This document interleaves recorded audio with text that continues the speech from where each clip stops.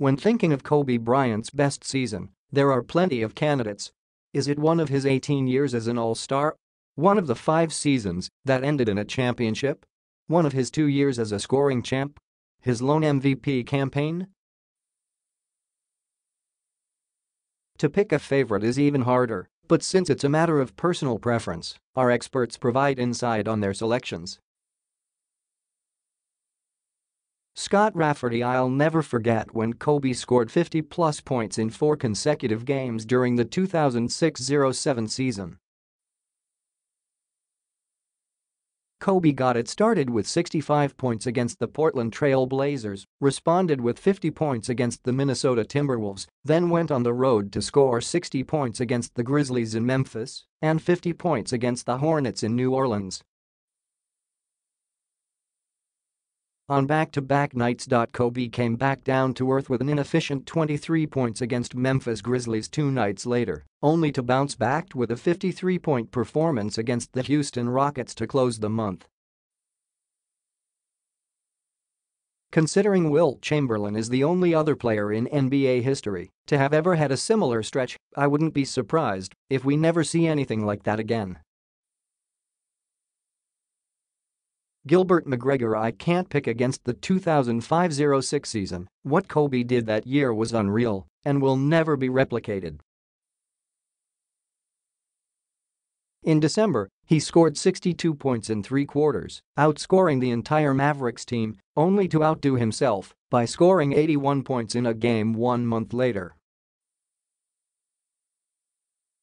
And those were just 2 of his 27 regular season games with 40-plus points. What's most special about this season to me is that everything Kobe did was out of necessity. It's no secret that this is one of the least talented teams he was a member of, so he played a career-high 41.0 minutes per game over 80 games. Bryant led the league in scoring with 35.4 points per game and led LA to a 45-37 record, which was good for the 7th seed in an uber-competitive Western Conference. While the series might have ended in disappointment, I'll never forget his late-game heroics in Game 4 of the Lakers' first-round battle with back-to-back MVP Steve Nash and the Suns. He had a nasty dunk and a 50-point game in that series, too. Mika Adams: I'm going with 1997-98, his second in the league. If you ranked all of his seasons from best to worst in terms of judging Kobe strictly as a basketball player, this probably finishes in the bottom 5. But it's my favorite because it's when Kobe Bryant started to truly become Kobe Bryant.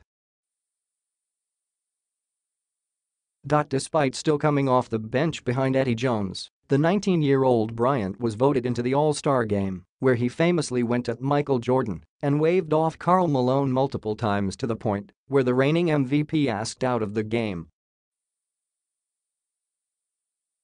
His best game that year? A 33-point effort against Jordan in Chicago, during which Bryant, in the middle of the game, asked Jordan for advice on his post-game. The audacity, the brashness, the polarization, the popularity, this season was Kobe's arrival. James McKern: hard to go past Kobe going scorched earth in 2005-06, but I'm sticking with the 2002-03 season. The Lakers were in search of their 4th straight title and Kobe had emerged from Shaq's enormous shadow. He rattled off a 9-game 40-point scoring streak in February, matching MJ's record. He dropped 51 in only 31 minutes of playing time against Denver, one of 3 games where he scored 50 or more. And it was his most efficient season from beyond the arc, where he knocked down 38. 3% of his attempts. Despite falling to the eventual champion San Antonio Spurs in the second round of the playoffs, Kobe elevated his performances when the lights shone brighter. Through 12 playoff games, he only scored less than 27 points on one occasion. He left everything out on the floor in each and every contest, and although you hated him, when he was torching your team, you couldn't help but respect him. Carlin Gay have to go with Kobe's 2008-09 season.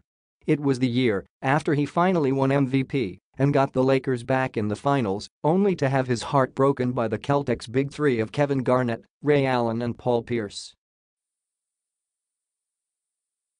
That season Kobe seemingly learned to trust his teammates in the time of need and still managed to score at a Kobe Bryant-like clip. Bean dropped at least 30 points in 27 of the 82 games that season.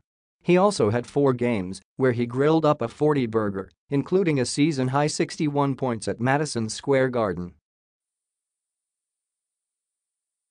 In case you were wondering how he followed that performance, he ended up giving the Raptors 36 in an 8-point Lakers win at the arena formerly known as the ACC. In the playoffs, the Lakers needed 7 and 6 games respectively to dispatch of a tough Houston Rockets and hungry Denver Nuggets teams. In the finals, the Black Mamba would not be denied, finishing the Dwight Howard's Magic in 5 to claim his first of 2 rings without Shaquille O'Neal.